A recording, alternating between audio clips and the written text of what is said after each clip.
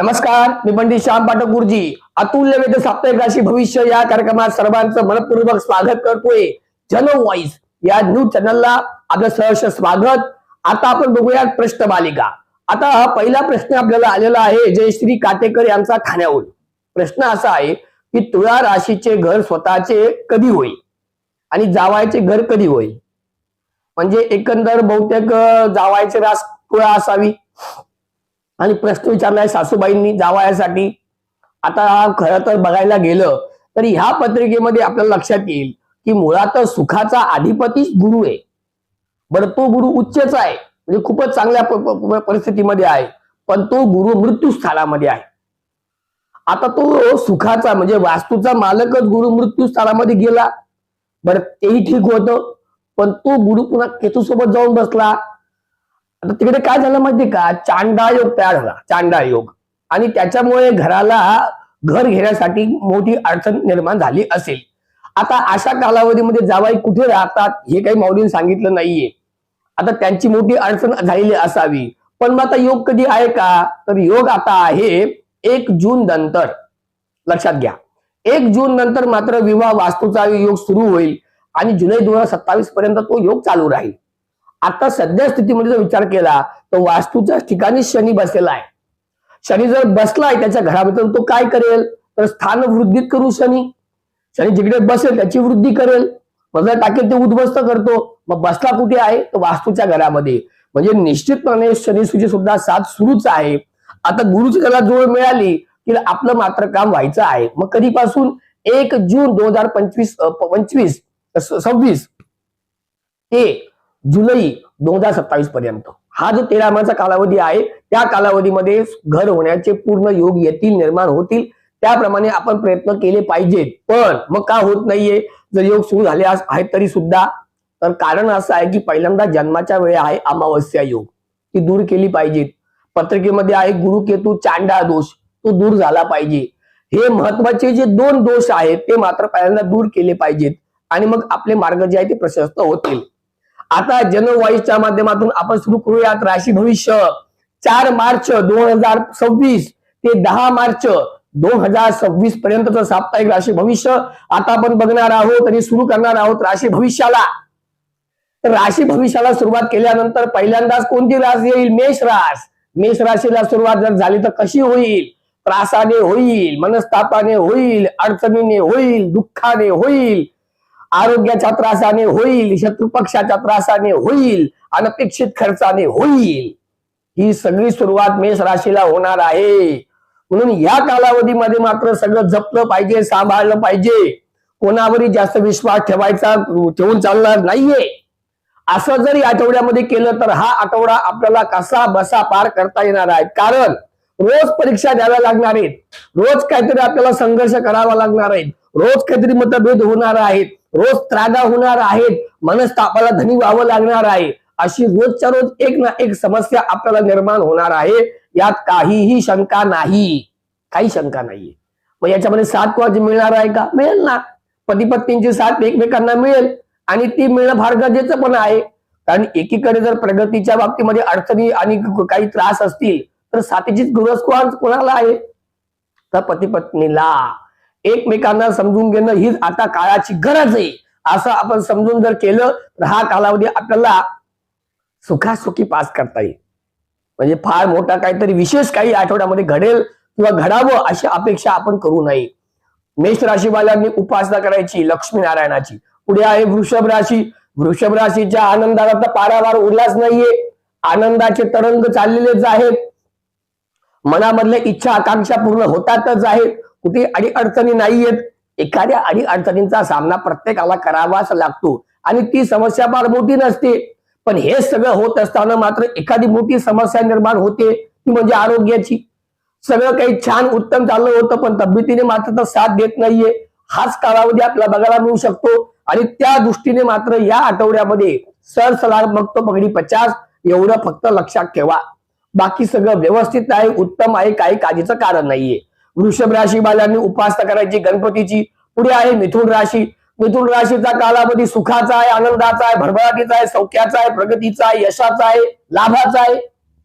का, कारण राशीतून सध्या गुरुचं भ्रमण चाललेलं आहे. का? कारण राशीला सध्या शनी महाराज उत्तम चाललेले आहेत. बरं, आता जे काही 4 तारखेला होतं, 3 तारखेला ग्रहण झालं, त्या ग्रहाचा परिणाम देखील आपल्या राशीला उत्तम आहे. म्हणजे सहू बाजूने आपल्यासाठी हा कालावधी. बरं, सध्या स्थितीमध्ये पंचग्रही आहे, पंचग्रही, आणि ती पंचग्रही झालेली आहे भाग्यस्थानामध्ये. म्हणजे भाग्याचा काहीतरी उदय होईल आणि त्याच्या माध्यमातून आपलं एखादं काम होईल. ते म्हणजे वास्तूचं, घराचं, प्रॉपर्टीचं, जागेचं, जुमल्याचं. हे काम जर या आठवड्यामध्ये करता आलं झालं तर हा आठवडा आपल्यासाठी स्मरणीय असेल. या आठवड्यामध्ये घराशी संबंधित काही गोष्टी करता येतील, वाहनाशी संबंधित काही गोष्टी करता येतील. म्हणजे हाच आठवडा आपल्याला सुखावणारा ठरेल, यात काही शंका नाही. अडचणी कुठेच नाहीयेत, त्रास कुठेच नाहीयेत, मनस्ताप कुठेच नाहीयेत. फक्त एवढंच आहे की आपली निंदा करणारे, आपल्याशी गोड बोलून केसाने गळा कापणारी मंडळी मात्र हवी होतील आणि तिथे आपण जपलं पाहिजे. मिथुन राशीवाल्यांनी उपासना करायची या आठवड्यामध्ये सूर्यनारायणाची. पुढे आहे कर्क राशी. कर्क राशीवाल्यांसाठी तर आताचा कालावधी सुवर्णमय असेल, पराक्रमाचा असेल, विशेष भागीदारीचा असेल, मोठा लाभ होणारा असेल, सुवर्ण संधी आणणारा असेल, छोटे मोठे प्रवास घडवणारा असेल, भावंडांचे साथ मिळणारा असेल, असा एक उत्तम कालावधी. फक्त एवढंच याच्यामध्ये की आपण 100% योगदान देतोय तर आपल्याला 70% मिळतंय असं मात्र या आठवड्यामध्ये बघायला मिळेल. पण काही हरकत नाहीये, प्लस पाय चालू असतं ना. बरं, जरुरी थोडी की प्रत्येक वेळेला आपल्या मनासारखंच काही मिळालं पाहिजे. कुठे कॉम्प्रोमाइज करावीच लागते आणि ती जर झाली तर मात्र या आठवड्यामध्ये काही आनंदाचे प्रसंग समोर येत आहेत. आपण अनेकांना गरजूंना, कारण आपण इमोशनल आहात, दुसऱ्याचं दुःख ते आपलं दुःख समजतो, म्हणून सरळ हाताने अनेकांना मदत करतो. पण ती केली पण पाहिजे. रडलेले, गांगलेले, दीन दुबळे, त्यांना कोणाचा आधार नाहीये, अशाचा आधार जर आपण झालो या आठवड्यामध्ये तर ते एक वेगळं सुख असतं. असं देखील एक सुख आपल्या या आठवड्यामध्ये बघायला मिळू शकतं. आणि तशी जर आपली भावना असेल तर त्याचा आनंद मात्र फार मोठा असेल आणि त्याचा जो काही पूर्ण परिणाम आहे, लाभ, तो परिणाम आपल्या संततीवर होणार. कारण लक्षात घ्या, मी जेवढं पुण्य करेल माझ्या जीवनामध्ये फळ कोणाला मिळेल? मुलांना. मी जेवढं चांगलं करेल फळ कोणाला मिळेल? मुलांना. माझी दुवा कोणाला काम येईल? माझ्या मुलांना. म्हणजे मी माझ्या जीवनामध्ये जेवढं चांगलं जे पेरेल ते उगवेल. मग काय करायचंय? चांगलं पेरायचंय तर चांगलं पेरलं आपण, मुलांना मात्र चांगलं उगवेल. अशा प्रकारचा आठवडा आपला बघायला मिळेल. कर्क राशी बालांसाठी उपासना करायची या आठवड्यामध्ये गणपतीची. पुढे आहे सिंह राशी. सिंह राशी वाल्यांनी गर्जना करून चालणार नाही. आपली गर्जना कुठे ऐकून घेणार नाही. घरात तर मुलीच नाही.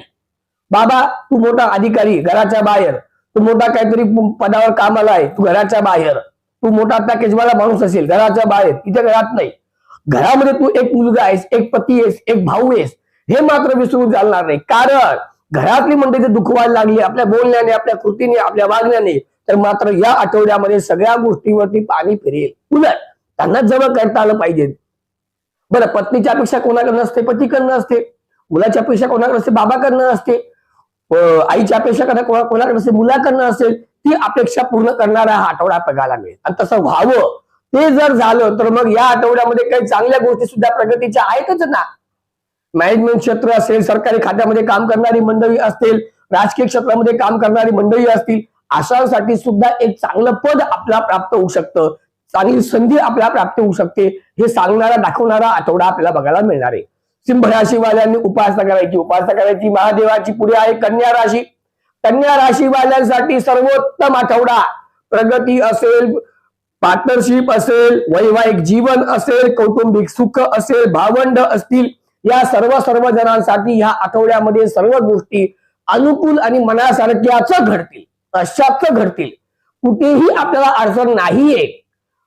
आणि आपण इतके विचारी आहोत, प्रत्येक काम आपण समजून उमजून करत असतो, प्रत्येकाशी आपला व्यवहारही चांगला आहे, प्रत्येकाशी आपलं देणं घेणं चांगलं आहे, आणि या सगळ्या गोष्टी आपल्या कामी येत आहेत आणि त्या चांगल्या प्रकारे याव्यात यासाठी या आठवडा आपल्यासाठी असेल. बेधडकपणे आपण कोणताही निर्णय बिंदास बिनदिक्कत आपण घेऊ शकतो. डोळे लावून निर्णय घ्या, काही हरकत नाही.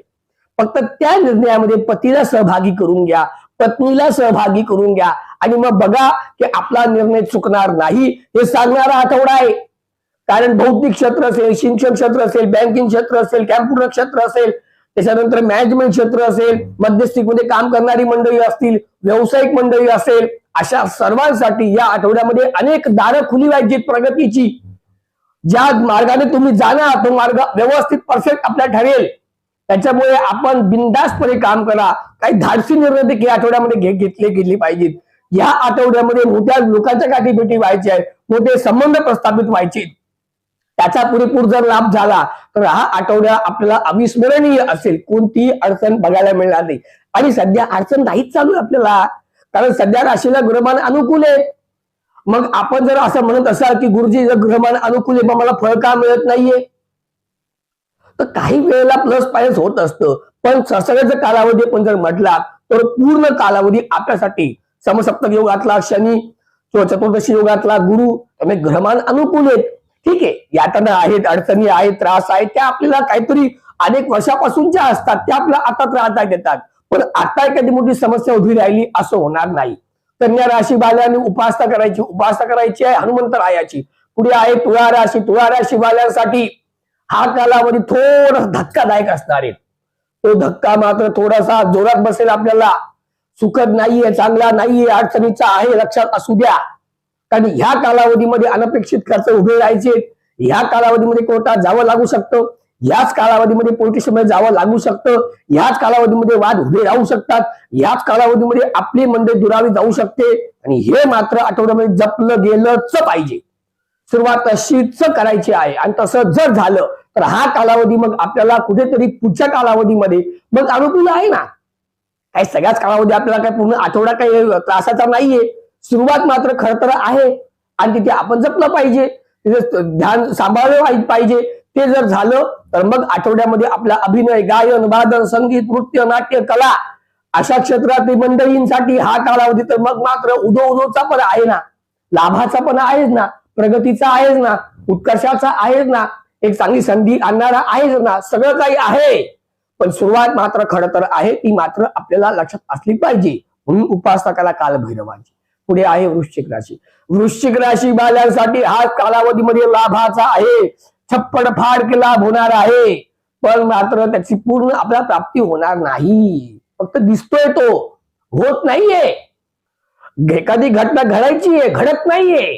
पण मात्र ती घडली तर काय होऊ शकतं, आनंदाला पारावार नाही मिळणार. आपल्या प्रगतीला तर आपण वर उंचावर जाऊ, हाच तो कालावधी सुरू आहे. त्याचा लाभ झाला पाहिजे.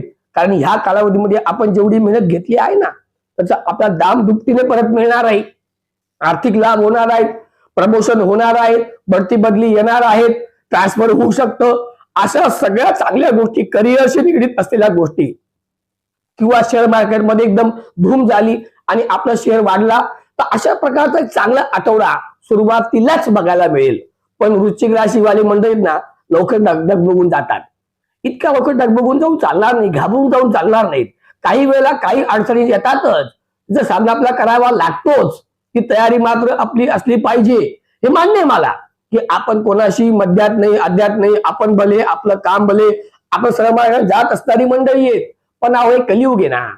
कलियुगामध्ये पूर्वी तर बघा सत्ययुगामध्ये जेवढे राक्षस होते, जेवढे देव होते, तो राक्षस पण होतेच ना. तर इथं घोर कलियुग सुरू आहे. ह्या कलियुगामध्ये सुद्धा असे अनेक मंडळी आहेत जे आपला रस्ता अडवतील, आपला मार्ग अडवतील, आपल्याला थांबवतील, आपल्याला डिवचतील, आपल्याला त्रास देतील, आपल्याला टोमणे मारतील, आपला हसू करतील किंवा आपल्याला केसाने का कापतील. अजून काय, ही मंडळींना काय लागतंय बदनाम करायला आपल्याला. असा हा कालावधी पण असू शकेल, त्याची मात्र आपण काळजी घ्यायची. वृश्चिक राशीवाल्यांनी उपासना करा दाता तथा गणपतीच फक्त.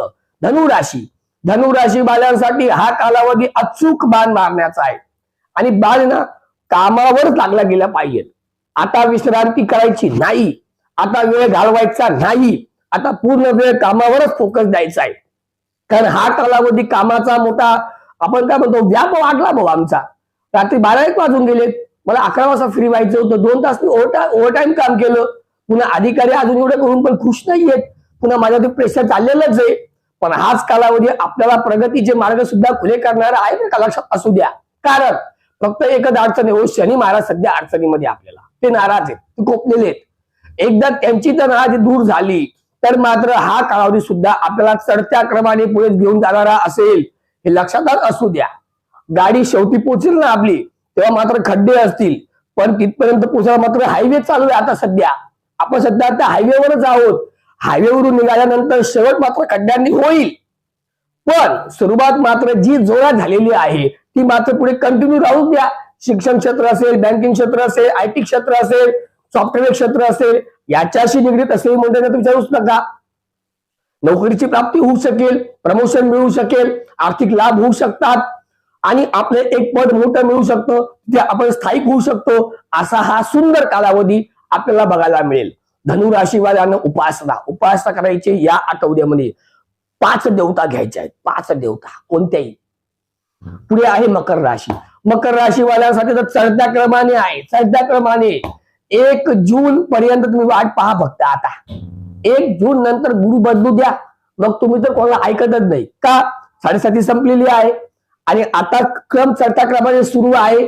आताच तर खऱ्या अर्थाने ज्याची प्रतीक्षा आपण करत होतो ते प्राप्त व्हायला लागलेलं आहे.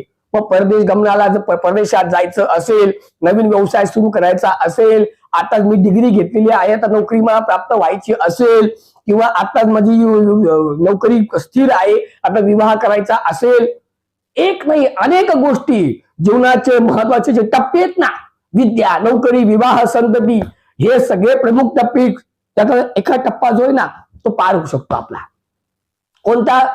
नोकरीचा असेल, कोणता विवाहाचा असेल, कोणता विद्येचा असेल, कोणता संततीचा असेल, कोणता परदेश जायचा असेल, कोणता नवीन व्यवसाय सुरू करायचा असेल, कोणताही टप्पा असू द्या, या कालावधीमध्ये सुरुवात होणार. असा हा आठवडा आपल्याला बघायला मिळणार. 8 दिवसापर्यंत, पूर्ण 7 दिवसापर्यंत आपल्याला कोणीही अडवणार नाही.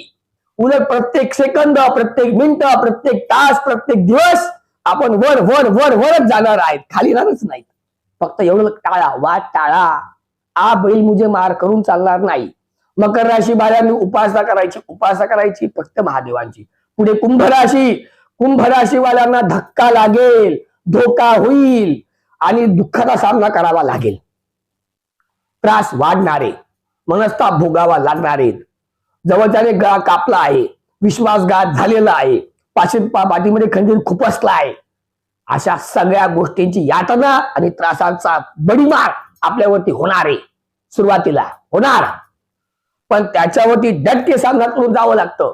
प्रत्येक वेळेला काही वेळा तर असं होतं की एखादा प्रसंग वाईट आला म्हणून आपला हळून जाऊन चालणार नाहीत, रणछोड होऊन चालणार नाहीत. डटके सामना करावा लागेल, तिथे उभं राहावं लागेल, मैदान मारावं लागेल. तर बघा, हा कालावधी सुद्धा आपला कसा पार होईल. पण सुरुवातीला 4, 5, 6 या 3 तारखेपर्यंत कोणतेही मोठे निर्णय नाहीत. आता मी तुम्हाला हो म्हणणार नाही, मी आता निर्णय घेणार नाही. सगळे निर्णय मी स्टँड बाय ठेवेल आणि ज्याने कोणी हे सगळं कारस्थान केलं असेल त्याचा मात्र बंदोबस्त छडा लावावा लागेल. असं जर या आठवड्यामध्ये झालं, करता आलं, तर मग हा कालावधी आपल्यासाठी व्यवस्थित आणि सुखावणारा जाईल. पण सुरुवात मात्र खडतर होणारच आहे. कुंभ राशीवाल्यांनी उपासना करा हनुमंतरायाची. पुढे मीन राशी. मीन राशीवाल्यासाठी सुद्धा काय आठवडा चांगला नाहीये, कारण आठवड्यातले 6 दिवस चांगले, 5 दिवस चांगले, 2 दिवसच वाईट आहेत. पण त्या 2 दिवसांमुळे अख्खा आठवडा गेला आमचा. मनस्तापाचं धनी व्हावं लागलं. एक गोष्ट चिघळली, भिजत गोंगडं पडलेलं आहे, ते सुटतच नाहीये, गुंता वाढत चाललेला आहे, प्रश्न मिटत नाहीये, त्याच्यामध्ये त्रास वाढलेला आहे. पण एक बरं आहे, पत्नीची साथ आहे, पतीची साथ आहे, कामावरती व्यवस्थित चाललेलं आहे, फार मोठं नुकसान राहिलं नाहीये. पण मनस्ताप खूप झाला हो, त्रासून गेलो, हैराण झालो एकदम या प्रश्नांना. आणि ही जी हैराण करणारी स्थिती असते ना, ती मात्र विजित करणारी असते. आणि म्हणूनच याच कालावधीमध्ये थोडं जपून राहिलं पाहिजेत. पण मात्र या कालावधीमध्ये डोळे बंद करून चालणार नाहीयेत, अतिविश्वास ठेवून चालणार नाहीयेत, अंधविश्वास ठेवून चालणार नाहीयेत. आपल्याला काही वेळेला प्रत्येक कामावरती आपल्याला लक्ष द्यावं लागणार आहे. असं सगळं या आठवड्यामध्ये करायचं आहे. पण पत्नीची साथ, पतीची साथ मिळणार आहे आणि काम उत्तम चालणार आहे, तिथे काही अडचण येणार नाहीये. मीन राशीवाल्यांनी उपासना करायची दत्तगुरूंची. आणि आमच्या जनवाईस या न्यूज चॅनलला सबस्क्राईब करा. आपले प्रश्न आम्हाला पाठवा, खास करून ज्योतिष शास्त्राशी संबंधित असतील. कोणताही प्रश्न, वास्तूचा असेल, विद्येचा असेल, शिक्षणाचा असेल, नोकरीचा असेल, व्यवसायाचा असेल, परदेशात जाण्याचा असेल, कोणता योग कुठे सुरू आहे, आम्ही काय निर्णय केला पाहिजेत, अशी कोणतेही प्रश्न आम्हाला विचारू शकतात. त्यासाठी जनवाईचा जो नंबर दिलेला आहे त्याच्यावरती आपली जन्मतारीख, जन्म महिना, वर्ष, जन्मवेळ, जन्म ठिकाण, आपलं नाव आणि आपला प्रश्न पाठवा आणि त्याचं उत्तर आपल्या पुढच्या व्हिडिओमध्ये बघायला मिळेल. पण त्यासाठी मात्र आमच्या जनवाईसला सबस्क्राईब करावं लागेल, बेल आयकॉन क्लिक करावं लागेल, फेसबुक आणि इंस्टाग्रामला फॉलो करावं लागेल. आणि पुढचं राशी भविष्य येईपर्यंत आपणा सर्वांना माझा नमस्कार.